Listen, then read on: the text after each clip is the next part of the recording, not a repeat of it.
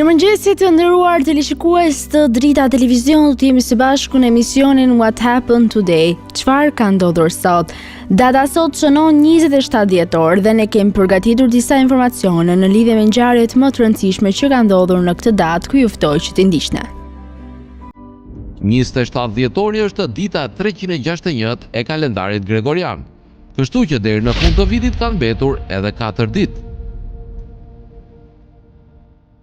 Ngjarje 1831.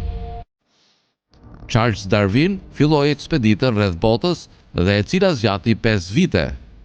1945. U themelua Banka Botërore. 1945. Korea është ndarë në 2 shtete, në Korenë Jugore dhe Korenë Veriore. 2007. Në Rawalpindi, Pakistan, nga një atentat u vra udhëheqja e opozitës dhe ish kryetarja e qeverisë pakistaneze Benazir Bhutto. Lindje 1571. Lindi Johannes Kepler, matematikan gjerman, filozof, astronom, astrolog dhe specialist i optikës. 1872. Lindi Louis Pasteur, kimist dhe biolog francez. 1896. Lindi Karl Zullmayer, letrar gjerman. 1899. Lindi Laszlo Poradeci, poet dhe shkrimtar shqiptar. 1901. Lindi Marlene Dietrich, aktore dhe këngëtare gjermano-amerikane. 1919. Lindi Jaja Fusha, patriot shqiptar. 1934. Lindi Larisa Latinja, gjimnaste sovjetike. 1940. Lindi William Cliff, shkrimtar belg. 1957. Lindi Daniel Levitin, shkencëtar dhe muzikant amerikan. Vdekje 1923. Vdiq Gustave Eiffel, konstruktor francez. 1927. Vdiq Hafiz Sulejman Efendi Saraçi. 1944. Vdiq Jaja Fusha, patriot shqiptar. 1958. Vdiq Mustafa Kruja, mësues, ministër, prefekt, kryeministër, senator i Mbretërisë Italiane, gjuhëtar e publicist.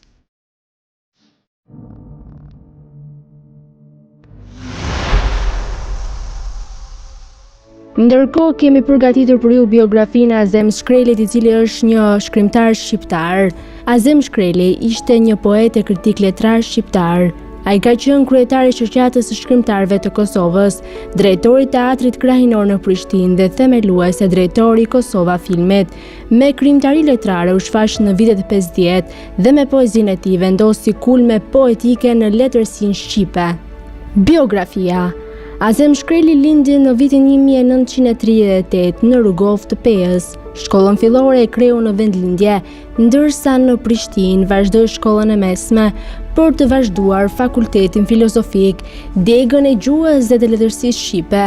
Për shumë vite ai ka qenë kryetari i Shoqatës së Shkrimtarëve të Kosovës. Në fund të viteve 50 do të shfaqet brezi i të nëntëve i prirë nga Shkreli, i cili vendosi kulme poetike në letërsinë shqipe. Poezitë e tij janë përkthyer në shumë gjuhë të huaja. Shfaqja e Azem Shkrelit si poet, përposë që përputhe me ardhjen e talentit të fuqishëm, shënonte njëkohësisht kthesën e parë drejt hapjes dhe modernizimit të poezisë shqipe të pasluftës. Shkreli u ngjit natyrshëm në kulmet e poezisë së sotme shqiptare dhe këtë vend ai e konsolidoi dhe përforcoi nga një prej veprat e tij poetike deri në atë të fundit që e la ndërshkrimin Zogj dhe Gur, e cila u botua në vitin 1997. Ai vdiq në pranverën e vitit 1997.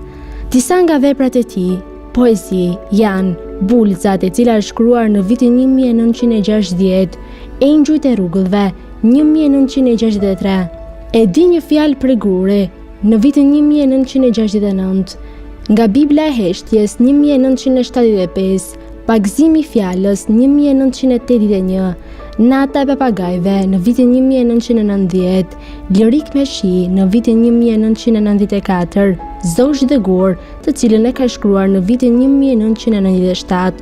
Gjithashtu ai ka pasur edhe disa proza mjaft të suksesshme, siç janë Karvani i Bardhit, i cili është shkruar në vitin 1961, Sytë e Evës në vitin 1975 dhe Muri përfundoi Shqipes 7 nga atë, një vepër dhe një proza e fundit që ai shkroi.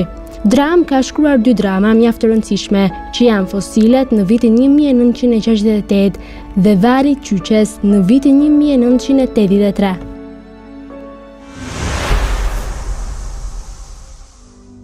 Tani do të kalojmë në rubrikën edhe shëndeti. Sot kam përzgjedhur për të folur rreth vlerave ushqyese të arës së kokosit. Pema e arës së kokosit është një lloj palme që rritet në rajonet bregdetare të Azisë Juglindore, Indisë, Indonezisë dhe Filipineve, pra në zona tropikale. E freskët, e pasur me ndyra të dobishme, kalcium, magnezium dhe fibra vegetale, kokosi është perfekt për të freskuar në ditët e nxehta. Është gjithashtu një burim shumë mirë i vitaminave E, B kompleks, të tilla si riboflavin, niacin, thiamin dhe perodoksin. Këto vitamina janë thelbësore për trupin e njeriut. Mik i dietës, përveç tullet, kokosi përmban ujë, i cili është i pasur me benefite. Uji i këtij fruti, përveç se është i shkëlqyer kundër dehidratimit, lehtëson aciditetin në stomak dhe përmirëson tretjen. Për shkak të vitaminave që përmban kokosi, është perfekt kundër dobësisë muskulare dhe nervozizmit. Sasia e madhe e potasiumit dhe kriprave minerale që përmban e bën perfekt si alternativë të rëndësishme për të rikuperuar trupin. Pulpa e kokosit është shumë ushqyese, rinovon dhe lehtëson lodhjen e muskujve. Acidi pantotenik, folik dhe vitamina B janë të rëndësishme në proceset metabolike dhe për funksionimin e duhur të sistemit imunitar dhe nervor. Lam të mirë kolesterol. Kokosi është shumë i shëndetshëm kundër kolesterolit. Acidet yndyrore, nga të cilet ai është i përbërë, kanë një strukturë zinxhir. Kjo karakteristike e tij e bën të deportojë më thellë dhe më shpejt në lëkurë dhe në flok.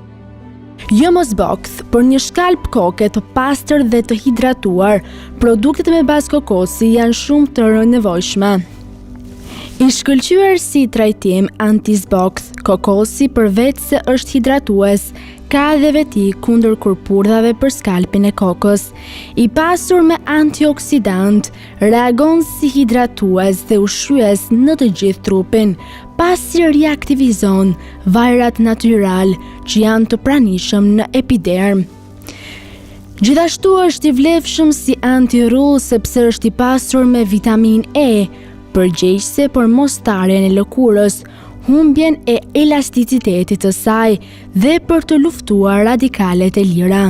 Ara e kokosit njihet kryesisht për përmbajtje të lartë të acideve të ndryshme yndyrore. Tulli i kokosit, që është i pasur me vajra dhe lëngu brenda, përmban shumë antioksidant dhe minerale. Ka shumë kalium, magnez dhe jod në kokos. Ato mbështesin zemrën dhe enet e gjakut dhe jodi është thelbësor për gjendrat endokrine. Për shkak të përmbajtjes së lartë të fibrave, kokosi rrit lëvizshmërinë e zorrave dhe lufton kapsllëkun. Një sasi e vogël e këtij produkti lehtëson inflamacionin në ulçrat e stomakut dhe kolitin e zorrave. Vitamina E konsiderohet si një vitamin bukurie dhe është e mirë për lëkurën. Vaj i kokosit ushqen dhe freskon lëkurën, ngadalëson procesin e plakjes dhe lufton inflamacionet e vogla.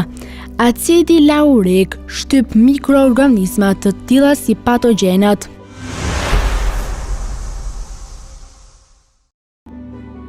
Tani ju ftoj të ndiqni parashikimin e motit në territorin shqiptar. Territori shqiptar për datën 27 dhjetor 2025 do të jetë në ndikimin e masave ajrore të qëndrueshme, duke sjellë mot kryesisht të kthjellët dhe me dominim të diellit në të gjithë vendin. Paraditja do të jetë e kthjellët në të gjitha zonat, ndërsa pasditja vijon me mot të qëndrueshëm pa ndryshime të ndjeshme të kushteve atmosferike. Temperatura minimale pritet të zbresë deri në 0 gradë Celsius, ndërsa ajo maksimale të arrijë deri në 14 gradë Celsius në zonat e ulta dhe bregdetare. Gjatë ditës priten rreth 5 deri në 7 orë me diell në të gjithë territorin. Era do të fryejë lehtë nga drejtimi verilindor me shpejtësi 2 deri në 4 metra për sekond. Deti do të ketë dallgëzim të ulët rreth 1 ball. Indeksi ultraviolet për Tiranën më 27 dhjetor 2025 pritet të jetë i ulët rreth 1. Sipas të dhënave astronomike, lindja e diellit në Tiranë më 27 dhjetor do të jetë rreth orës 7:06 minuta, ndërsa perëndimi rreth orës 16:19 minuta. Temperaturat minimale dhe maksimale për disa qytete kryesore të Shqipërisë do të jenë si më poshtë. Shkodër, 5 deri në 12 gradë Celsius. Kukës, 1 deri në 7 gradë Celsius. Peshkopi, 3 deri në 7 gradë Celsius. Tiranë, 9 deri në 12 gradë Celsius. Durrës, 8 deri në 14 gradë Celsius. Kavaj, 7 deri në 12 gradë Celsius. Elbasan, 7 deri në 14 gradë Celsius. Berat, 7 deri në 13 gradë Celsius. Korçë, 0 deri në 6 gradë Celsius. Vlorë, 9 deri në 14 gradë Celsius. Gjirokastër, 6 deri në 12 gradë Celsius. Sarand, 7 deri në 14 gradë Celsius. Tani ju ftoj të ndiqni parashikimin e motit në territorin e Kosovës. Territori i Kosovës për datën 27 dhjetor 2025 do të jetë në ndikimin e masave ajrore të ftohta, por të qëndrueshme duke sjellë mot kryesisht të kthjellët. Paraditja do të jetë me temperatura të ulta dhe me diell, ndërsa pasditja vijon me mot të kthjellët në të gjitha qytetet. Temperatura minimale pritet të zbresë deri në -4 gradë Celsius, ndërsa ajo maksimale të arrijë deri në 8 gradë Celsius. Era do të fryejë lehtë nga drejtimi verilindor me shpejtësi 2 deri në 3 metra për sekond. Indeksi ultraviolet për Prishtinën më 27 dhjetor 2025 pritet të jetë i ulët rreth 1. Sipas të dhënave astronomike, lindja e diellit në Prishtinë më 27 dhjetor do të jetë rreth orës 7:05 minuta, ndërsa perëndimi rreth orës 16:09 minuta. Temperaturat minimale dhe maksimale për disa qytete kryesore të Kosovës do të jenë si më poshtë. Mitrovica, -1 deri në 6 gradë Celsius. Podujev, -4 deri në 3 gradë Celsius.